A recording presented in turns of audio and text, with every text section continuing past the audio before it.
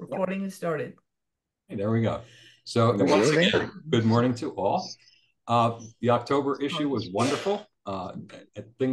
Articles are still coming in for November, and I'm really pleased to see that.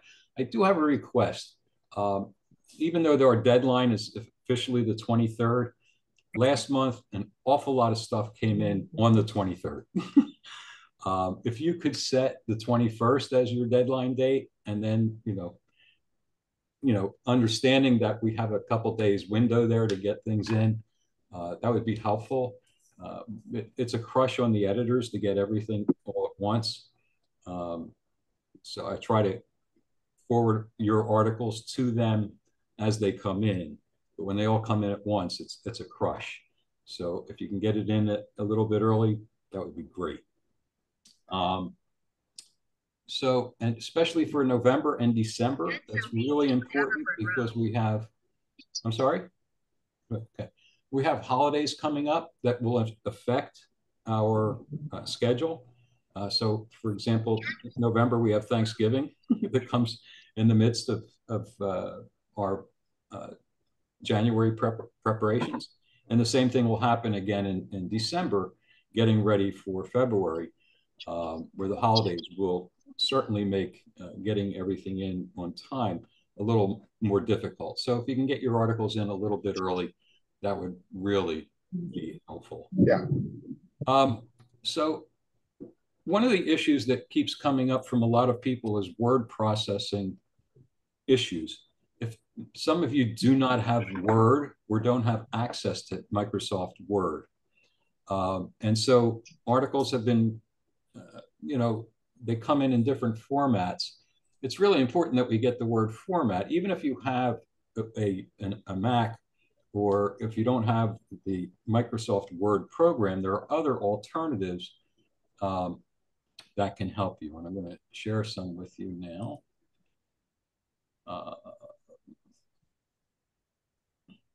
So hopefully you can see this. This is a little too big here.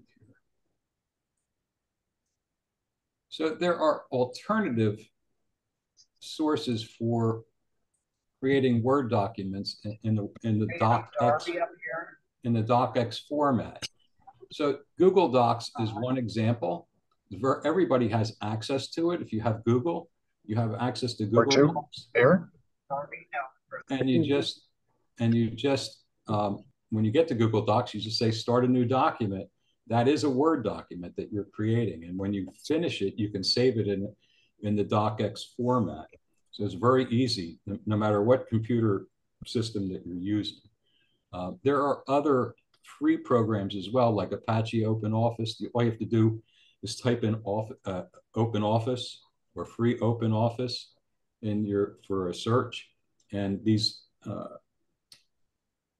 Office copies or simulated Office programs will come up, and they're free, and they will save in the docx format. And they allow you to do most of the functions that you'll need as far as formatting and things like that. So keep that in mind. There's also, you also have Microsoft 365 is available as well. Let me switch something here. Give me a second.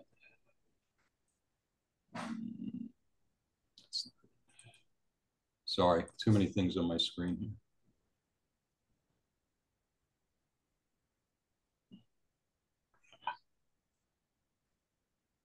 Better stop share for a second. I can't. Sometimes you get so many things on the screen you can't see what it is you want to share. So I'm going to get rid of this. Get rid of this.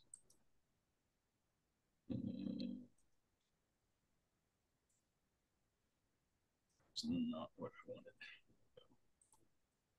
Okay.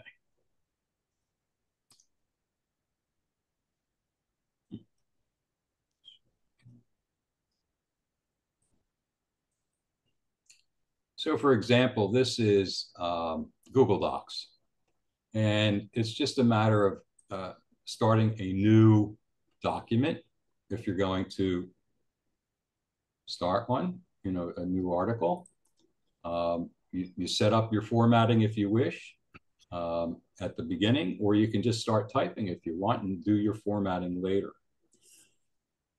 I want to give you a little thing about formatting, and this has been an issue as well. Some people, don't get the Times New Roman. They don't do it in 12-point font. The paragraphs are not quite the way we want them. And I spoke to Kathy Williams on this, our layout artist and editor. And she said, believe it or not, she actually erases all the formatting when she gets these articles. I was like stunned. I mean, we're working so much effort, putting so much effort into formatting. So, but she says she actually erases it, but she does need to see the articles in the way that we want them to appear. So that's where the formatting is important on our end.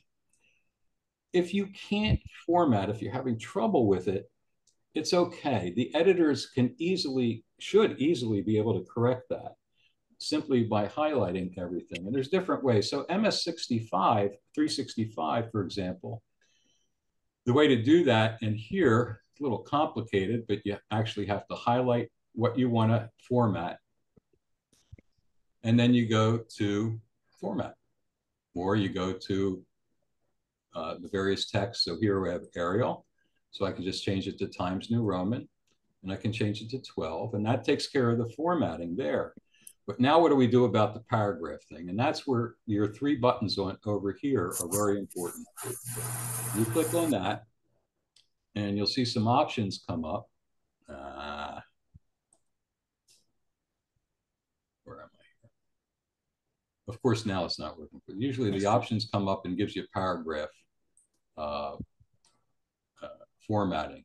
You can also do it this way as well through your format button. And so that's one way of doing it. This is on this one. This is, oh, I'm sorry. The other one was Google Docs. This is MS-365. My fault. And again, this is, you get your fonts can be changed over here. And over here, there are three buttons. And you can usually find your paragraph editing on that area as well. Another thing that is really helpful in either one of these is all of these Word programs have editing functions. So you can ask or tell the program to see if there's any corrections that are needed for that. So let me bring up Word. This is a little bit easier.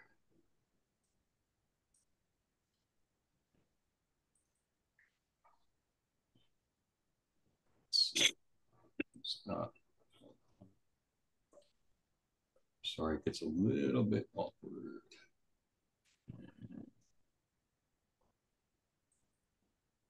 Okay. This was an article that Mr. Nagurney sent in. Thank you, sir. That was not the one I wanted.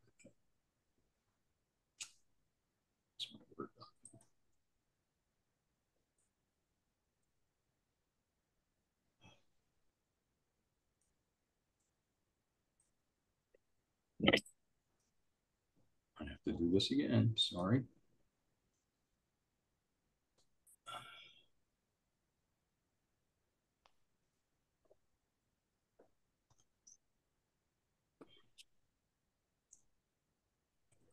Okay. Oh, again, it's not coming up. My apologies.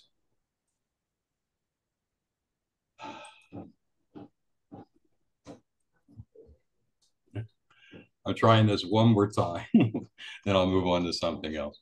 So, that's my word. There we go. Okay. So this is the Yellow Dot program article that was sent in, and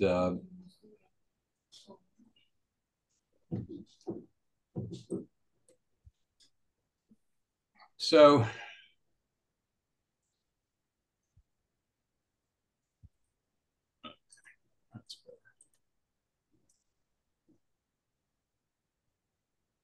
So you have this editing button here.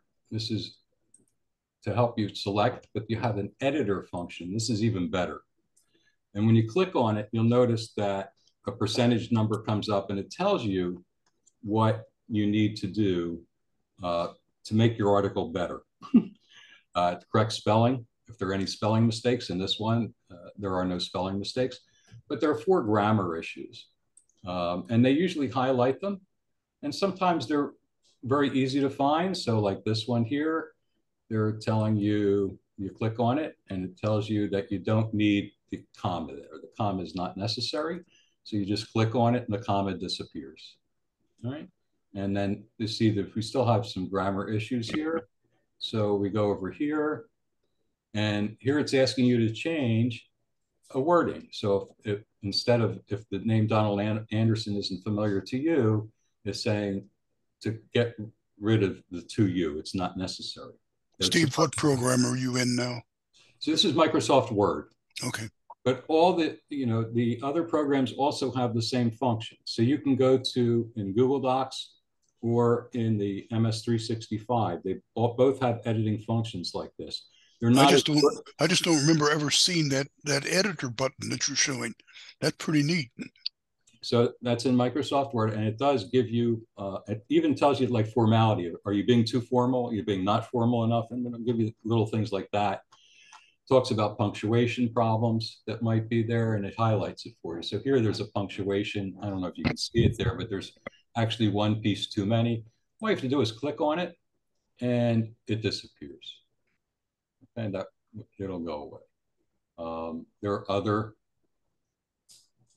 recommendations that it gives you. So you just put your cursor over it and you see that the correction pops up and you can actually do that and it makes the correction for you if you want to.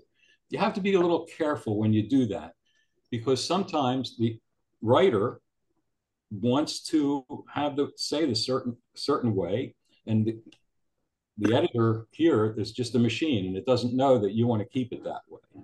So you can say no, you can say dismiss it and ignore it. So you don't have to make a change just because it's suggesting to do it. Here's a comma missing. We add one in, very simple. So this editor function is really, really important. Now, what do you do if you don't have Word or if you don't have MS365? Then you use something called Grammarly. And Grammarly is a free program. You can buy extra features for it if you wish, but it's a free program. It's spelled like it sounds, Grammarly, Grammarly.com. And it's very easy to install. And it usually brings up something on your program that will tell you that Grammarly is active. And I had it active here for a second and it disappeared, but it's not. And Grammarly will actually even do better than, oh, here it is. So you see this down here, this is the Grammarly button.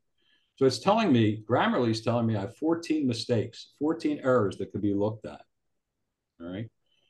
And they're all highlighted in here in the program. But the really neat thing is if you want to just play with it, this button here makes all the corrections for you all at once. So all you do is click on it. Which button, Steve? There was a button right next to the Grammarly button that I was saying. You just click this little green button here. And it tells you, then it says, what do you want to do? And you say, well, you want to improve it. All right. So, and then you tell it to do it and it will make all the corrections all at once. Actually, does everything. But you have to be careful because it may rewrite something you want to keep. So you have to be very careful. But these are little tricks to help you with your writing functions to make sure that your message is as clear, what you're writing is as clear to the reader as possible, that there is a few mistakes necessary that are in there that need to be corrected by the editors later on. Okay. I'm going to be suggesting to the editors as well that they also get this program. It makes it very simple for them as well to make corrections.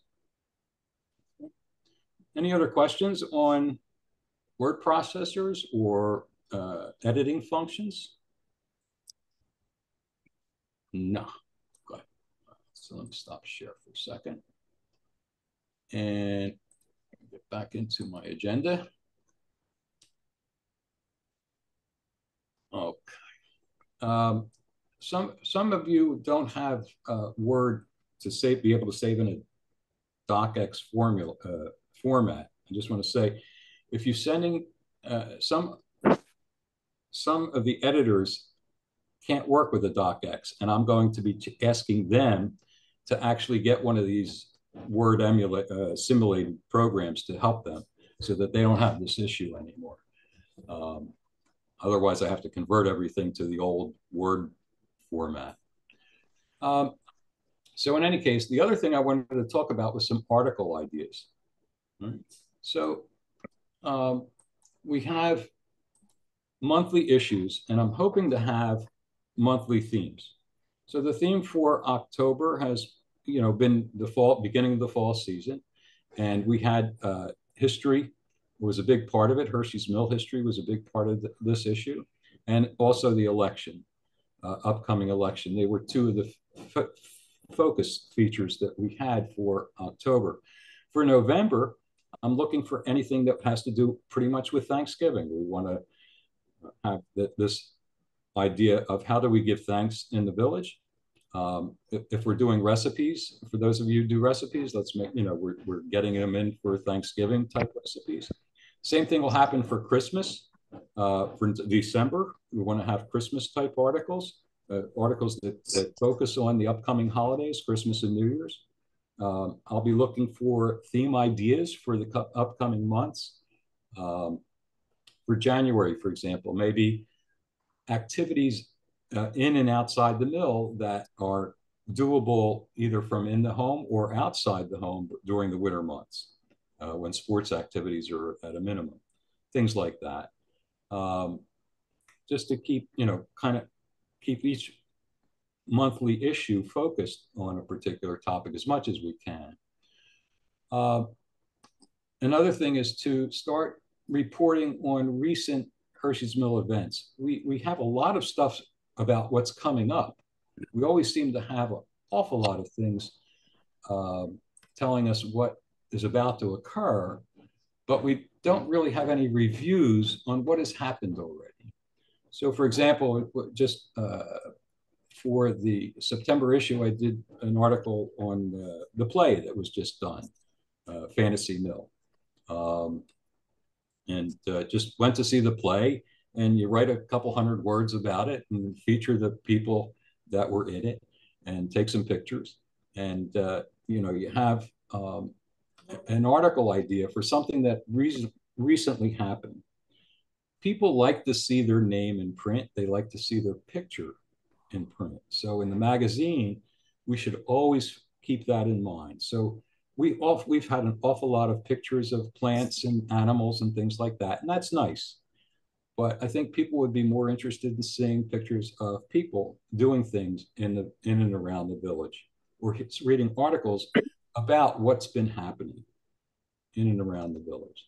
So you can go outside your normal box, if you will, if you're just doing recipes, or if you're just doing getting to know you, or just doing a particular item each month, you can expand that, go a little further and take any one of the activities that Sherry sends out on a regular basis through HM News and say, let me go to this activity and this looks interesting and let me do a report on it.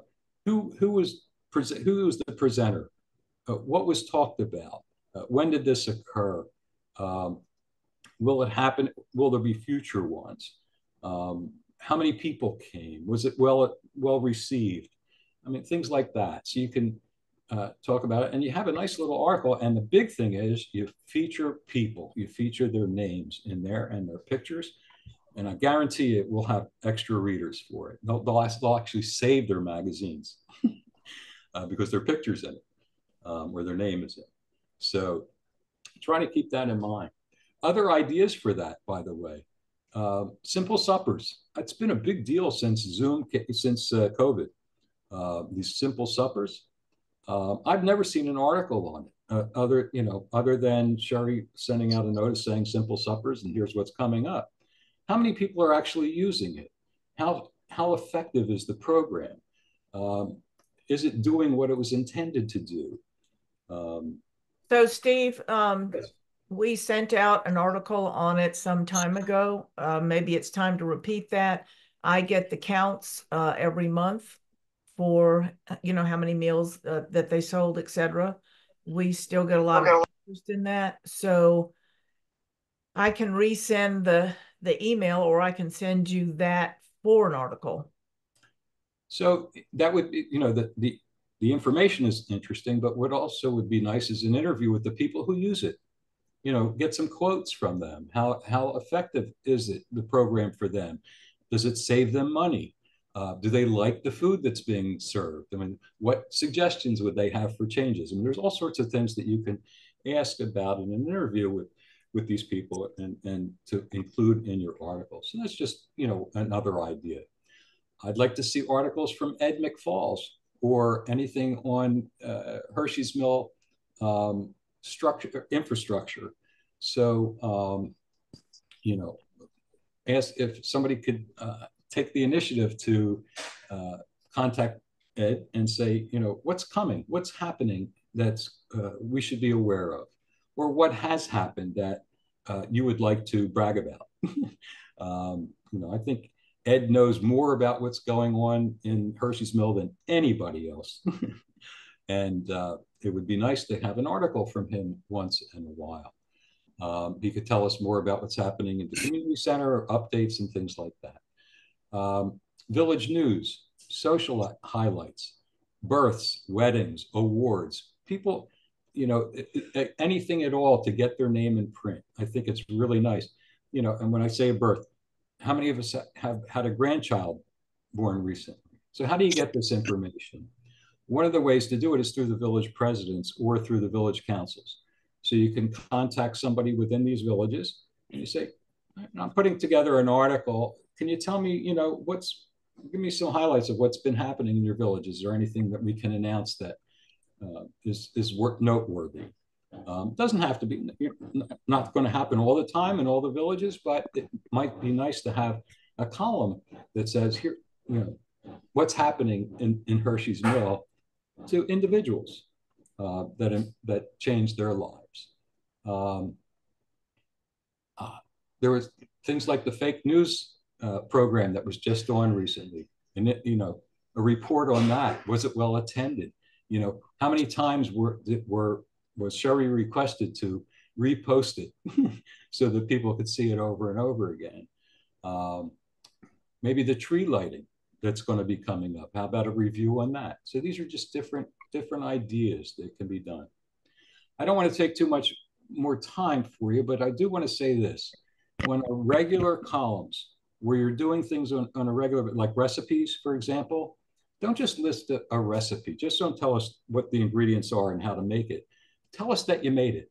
Tell us that you actually created this, or somebody created this and it was delicious, or it was terrible, or it served way more than expected. I mean, anything at all to make it more personal. Even the bridge column, for example, and I've talked to Walt about this, instead of just giving a bridge hand and telling how to play it, make it a hand that somebody in the village actually played.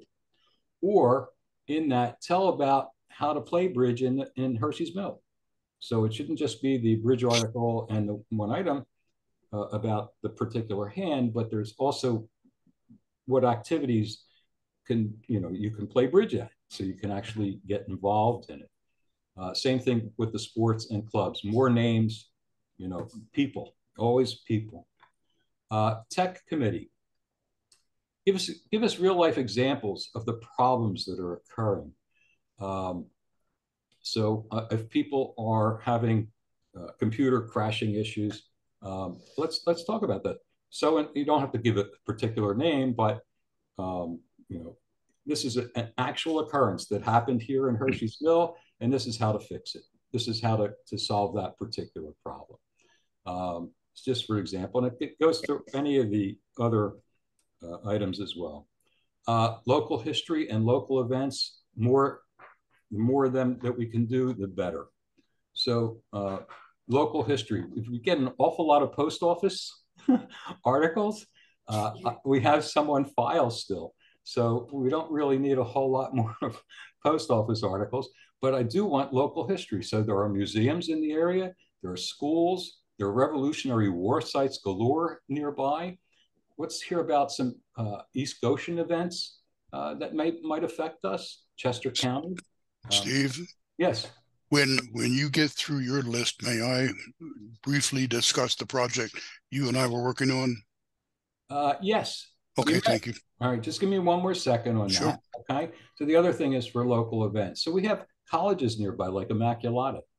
How come we never see anything about Immaculata? So why not attend one of their programs, or do an article on items that Hershey's Mill residents can attend at Immaculata or any of the other local schools or universities. We can talk about other libraries, even the library article. You know, I see this whole big section on Malvern Library. There are other libraries in the area too. There's Chester County Library, for example. There's Westchester University. I mean, there's a lot of different options there. Steve, there's also our own library, and you'd be surprised how many residents do not know that we have a library. And what it has to offer other than just books. I mean, there are many opportunities there as well. So I want you to, if you would, please start thinking outside the box. I know you have a particular area that you like to write in every month, and I love it, all right? But let's try to put some variety into the magazine that make it more personable, I should say, getting people up front to make the magazine more relevant. It already is, but I want to even make it even more so. We have Marie started a poetry corner. I have some articles coming in that's light fiction, little short life stories that are being submitted to me. I can see having a column that says, you know, this happened to me type of column, little things like that. So just different ideas. So I'll welcome any idea at this point. We have a good, solid foundation, and I just want to keep it, make the magazine continue to be interesting and relevant to the community. And with that, I'm going to open it up to any questions. I pretty much went through my agenda. So Steve, on some of these ideas sound really interesting. I thought you know, like the trivia game that we have every couple months. Should somebody just mention to you in advance they're going to do it, so you don't get two people writing an article on the same subject? So that's the other. So keeping me aware of what you're working on, I can, you know, that way I can help in that area. So I can say, so Walt, if you say, you know, I want to do an article on the community center art things on the wall, and somebody else already told me about it, I can let you know that somebody's already working on that. All right. Yeah, that sort of thing. You can also leave messages if you can't get to me, which is hard to believe because it's very easy. You can always leave a message with Maria in the HMCTV office. She'll get word to me if you need to contact me. Hi, I have a question. I'm Mary Lee Gilly. I am taking over from Sandy Luz for the pool committee. And my question is, she was warned by whom I do not know about the legality of using a picture showing people's faces. Do you have to get, if you have a group picture, take a group picture of something, say at the pool, would I have to get everyone's permission if their face were shown? So in a group picture, no. When you have, I would say, more than 3 people in a picture, you're going to start running into problems that way. You can let everybody know that you're taking a picture and that it might be used in a publication, but that their names in that particular case will not be used. But let 3 people or less, then you want to go to them and say, I'd like to use your picture. Do I have permission? And always include their name in the caption. Okay, thank you.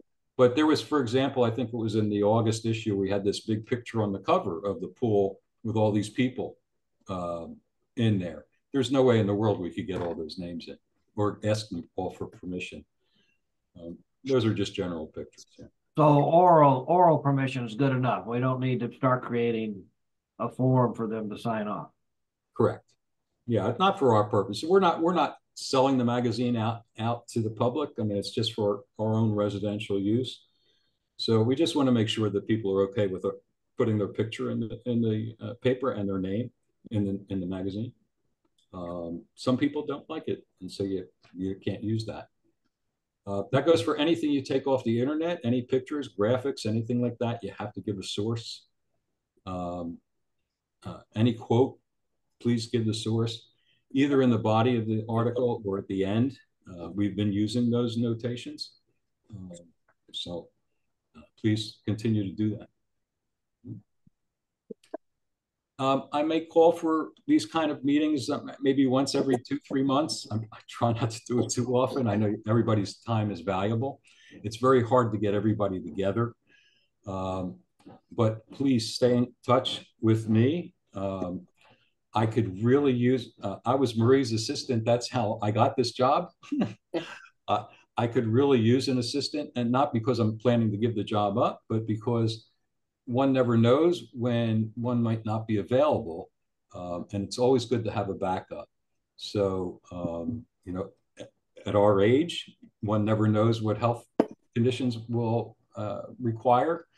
And so it would be nice to know that we have somebody that understands how the magazine is put together in case I'm not able to do it, or Marie's not. Right now, Marie is my assistant, but I know she's doing it because I have no other. And I thank her for that. But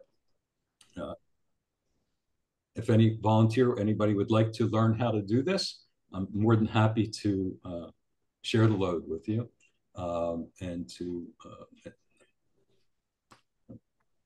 hopefully one day that you might want to take over. You never know.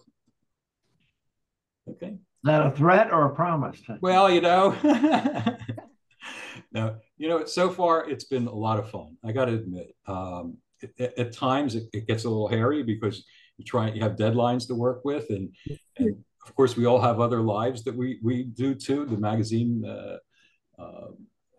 doesn't always come first, but there are times when it has to come first, and that's when the crunch really comes in. But so far, it's been a lot of fun, and everybody's been really cooperative. I'm really pleased. Please get those articles in. We only have a couple more days to deadline. I'm still looking for a get to know you article. I'm still looking for our local history article. I'm looking for a boomer article. I'm looking for all the stuff that we would normally get every month. I'm going to be impressing upon certain people who get things to us that have to be rewritten, like sports club and community events and things like that. They always seem to come last minute, and then it's a crush to get everything in. So, and then people get upset if we miss. So we do our best on that. You ready? Yeah, I'm sorry. Are you ready for me? Yes, go ahead. I'm sorry. Go ahead. Okay.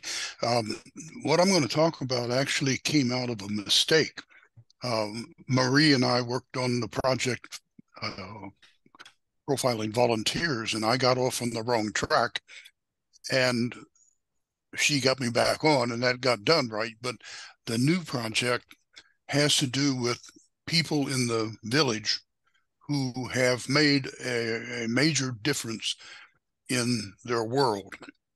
I'm going to read to you what Steve and I have gotten together, and this or some version of it will go into the digest as an announcement, or Sherry will send it out in one of her emails, or both. Both. Yeah. It's called Meet the Movers and Shakers. The vast majority of residents of the mill are highly successful in their field. They're interesting to meet and have a lifetime of stories suitable for interested people of all ages. However, there are some who stand out, even from that crowd. These are the people who've made a significant difference in our world by the fact of their lives. Our intention is to find and interview a dozen or so of these people and present their stories to the readers of the digest and perhaps to the viewers of the TV station. I would appreciate residents nominating other residents who fit this category. Some will be business executives, some will be physicians or nurses, some will be educators, some will be scientists. All of them will be people who made a difference. Not all will be notorious and may even have worked in relative obscurity. When you have a nominee, first let that person know what you intend to do and why, and then send your approved nomination to me at my email address. This is going out under Steve's name. If this goes as I think it will, we will have some very interesting stories appearing in your digest. I have a group that I meet with on Zoom of veterans, and we had an interesting person that would fit this category perfectly. When I mentioned here, it could have happened in relative obscurity, and it doesn't have to be a lifetime. We had a medic who was on Iwo Jima during the initial 4 waves of Marines that went in. He received a medal because he was extremely heroic. That was a one-time thing, but the fact is the man was a hero, and his story is absolutely fascinating, what it was like being in those first waves going ashore as the bombardment fell down from high on the mountains. That's an example of a person who was important at a point in time. Another example would be, and this I know is a little bit outlandish, would be Mother Teresa, whose lifetime of work made her exceptional and outstanding. So what I'm saying is that I would like to have you talk to people that you know, and when you see this notice come out, do what you can to stimulate people to nominate outstanding individuals. The difficulty, I think, will be in sorting them down to get it down to where we only have a dozen or so. But that's the idea that we've been working on. And Maria, I'll give you credit for getting me on track and giving me an idea for this. And this is, thinking outside the box and coming up with different ideas. This is an idea that hopefully will work. Hopefully we'll get a number of submissions on that. But come up with ideas. No idea is too outlandish. Run it by me. We'll talk about it. We'll see if it's worth pursuing, and we'll take it from there.